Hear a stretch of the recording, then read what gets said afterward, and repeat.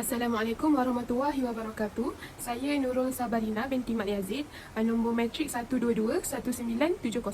Jadi hari ini saya akan terangkan hukum tajwid yang terdapat dalam surah Al-Baqarah ayat 1 hingga 10.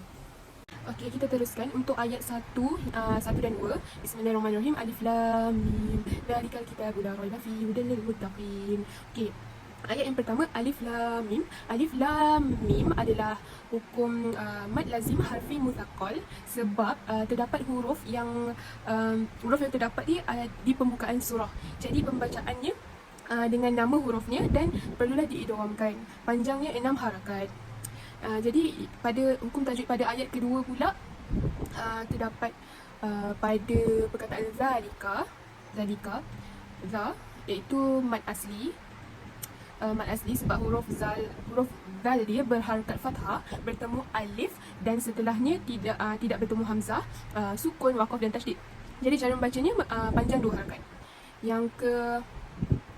Yang ketiga, al-kitabu dekat alif lam tu, alif lam komariah lah, ada tanda sabdu kat situ. Okey. Yang seterusnya la tu lam alif, mad asli. Mad asli sebab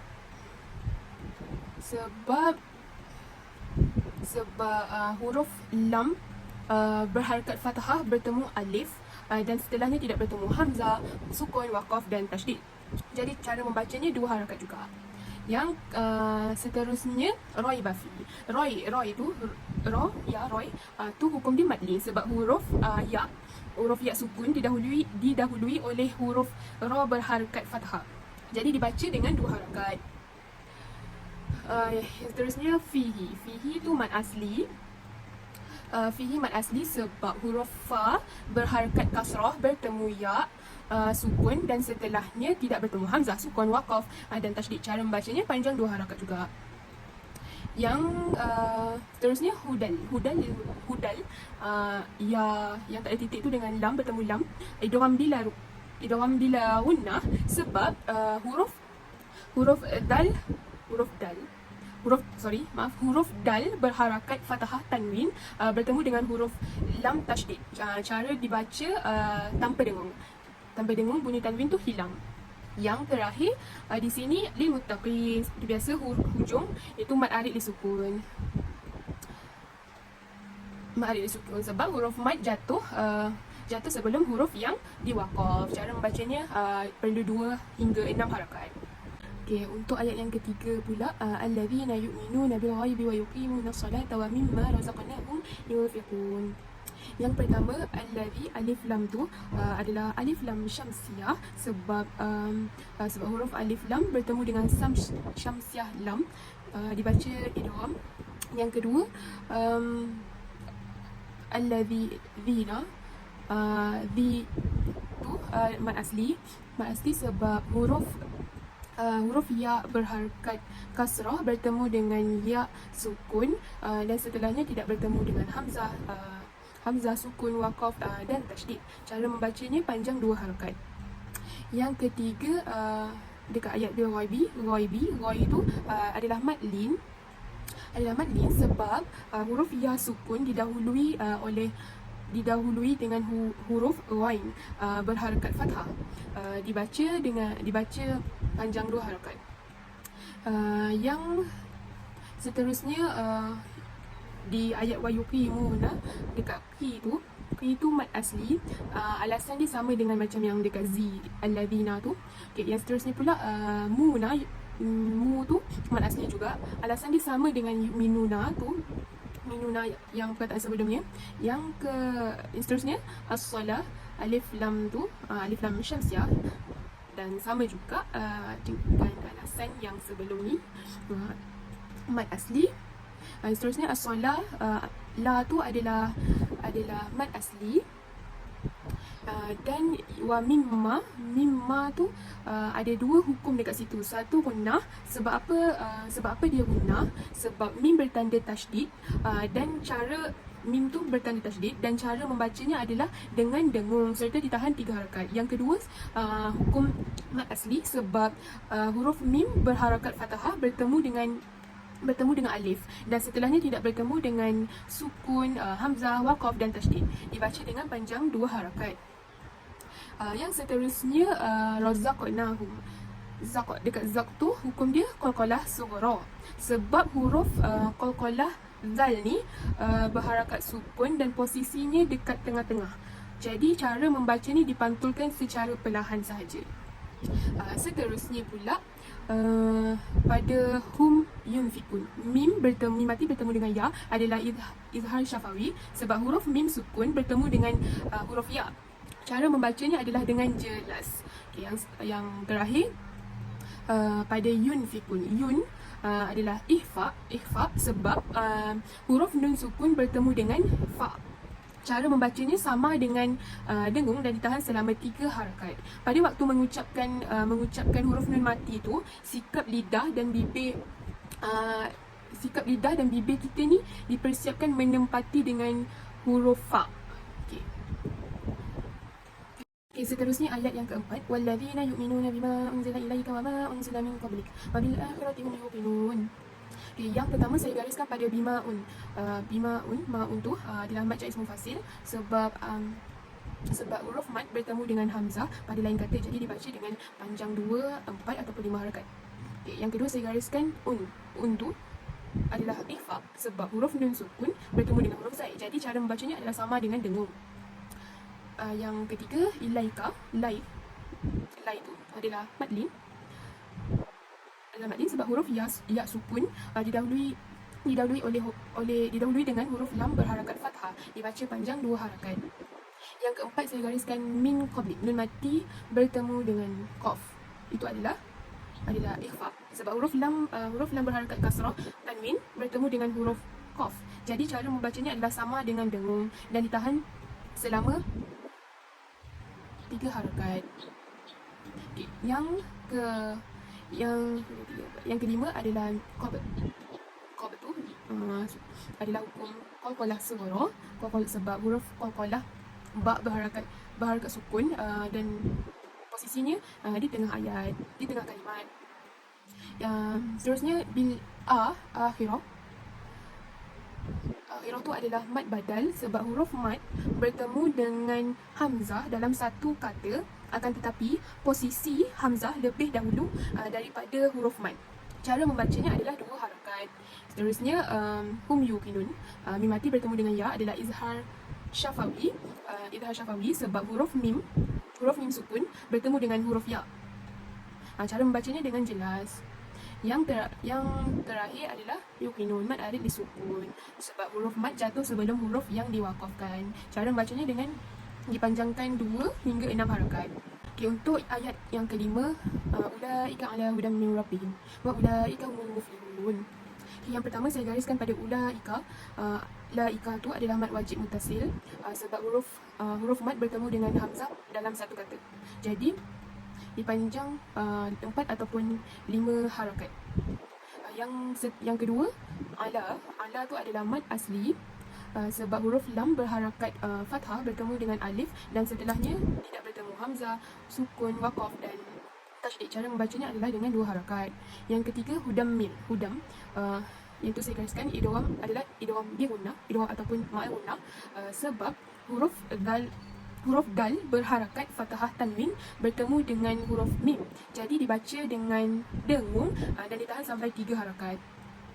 Yang seterusnya saya gariskan pada mim rabbihim tu adalah idgham bila gunnah, idgham bila gunnah sebab huruf nun sukun bertemu dengan huruf ra tasydid, dibaca tanpa dengung, ini tanwin tu hilang.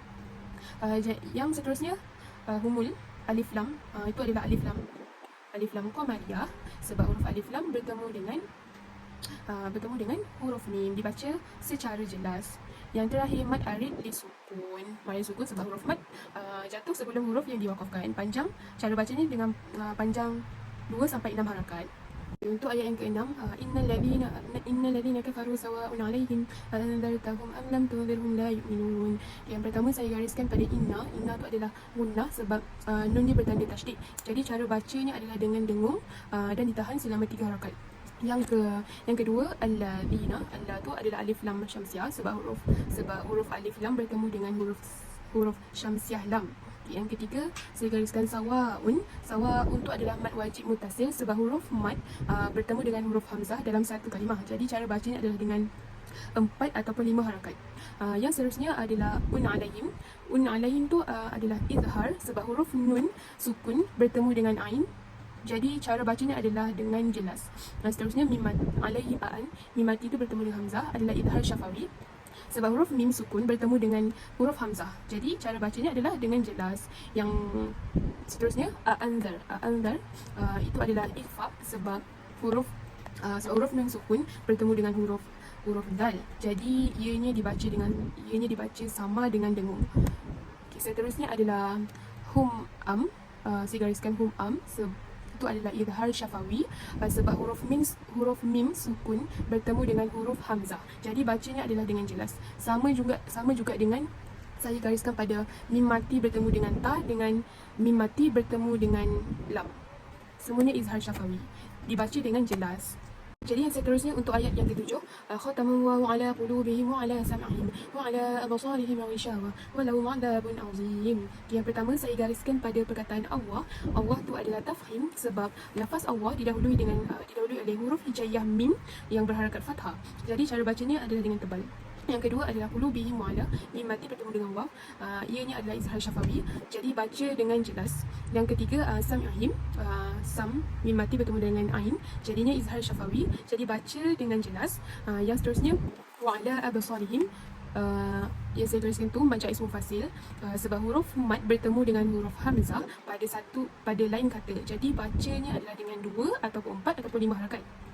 Yang seterusnya absar, Ab tu adalah qalqalah sughra, sebab qalqalah, sebab huruf qalqalah ba sukun dan posisinya adalah di tengah.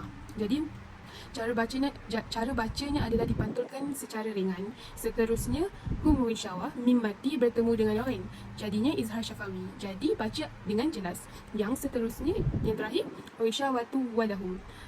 Di situ yang saya gariskan tu adalah idgham bi gunnah ataupun idgham ma'al gunnah, sebab huruf ta berharakat dhammah tanwin bertemu dengan huruf waw, jadi dibaca masuk dengan dengung dan ditahan selama 3 harakat. Okay, next ayat yang ke-8, wa minan nasi man yaqulu amanna billahi wa bil yawmil akhir wa ma hum bimu'minin. Okay, yang pertama saya gariskan pada wa minan nasi. Wa minan nasi itu ada 3 hukum, iaitu alif lam syamsiah, gunnah dan mad asli. Gunnah yang pertama, hukum alif lam syamsiah, sebab huruf alif lam tu bertemu dengan huruf syamsiah mim, jadi dibaca dengan idgham masuk ke dalam huruf nun, syamsiah nun. Yang kedua gunnah, sebab gunnah adalah nun bertanda tasydid, dan cara membacanya adalah dengan dengung serta ditahan selama 3 harakat. Yang ketiga adalah mad asli, sebab huruf nun berharakat fathah bertemu dengan alif dan setelahnya tidak bertemu hamzah, waqaf, sukun dan tasydid. Cara membacanya adalah panjang 2 harakat.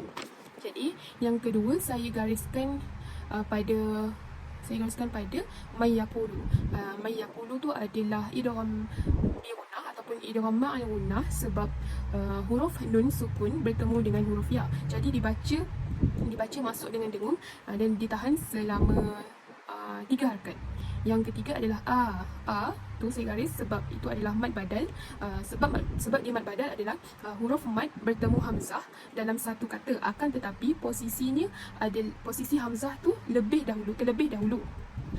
Posisi hamzah tu awal daripada huruf mad, jadi cara membacanya adalah panjang 2 harakat. Yang seterusnya saya garis pada manna, ada 2 hukum di situ, satu gunnah dan mad asli. Sebab dia gunnah adalah sebab mim bertanda tasydid dan cara membacanya adalah dengan dengung serta ditahan selama 3 harakat. Yang kedua sebab mad asli, sebab huruf mim berharakat fathah bertemu dengan huruf alif dan setelahnya tidak bertemu dengan hamzah, sukun, waqaf dan tasydid. Cara membacanya adalah panjang 2 harakat. Yang seterusnya adalah saya gariskan pada perkataan billahi itu, perkataan Allah itu adalah takkid, sebab lafaz Allah didahului oleh huruf hijaiyah ba berharakat kasrah.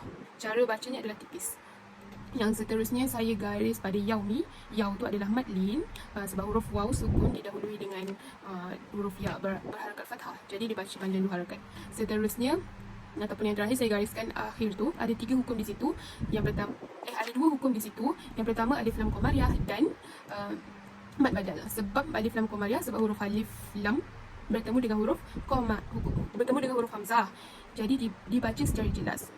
Yang kedua, sebab dia mad badal adalah sebab huruf mad bertemu dengan hamzah dalam satu kata.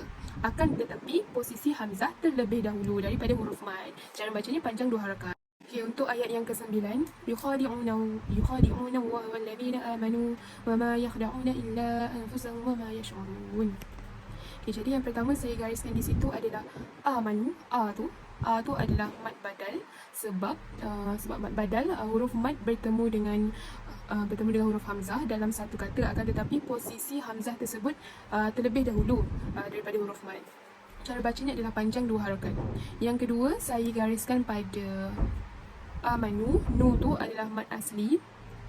Mad asli sebab huruf nun berharakat dhammah bertemu dengan waw sukun dan setelahnya tidak bertemu dengan hamzah, sukun, waqaf dan tasydid. Cara bacanya panjang 2 harakat. Yang seterusnya saya gariskan illa an tu adalah mad jaiz munfasil sebab huruf mad bertemu dengan hamzah pada lain kata. Dibaca dengan panjang 2 atau 4 ataupun 5 harakat. Yang seterusnya saya garis pada anfusahum. An tu adalah ikhfa sebab ikhfa adalah huruf nun sukun bertemu dengan huruf fa. Cara membacanya adalah sama dengan dengung dan ditahan selama 3 harakat. Yang terakhir saya gariskan pada wama.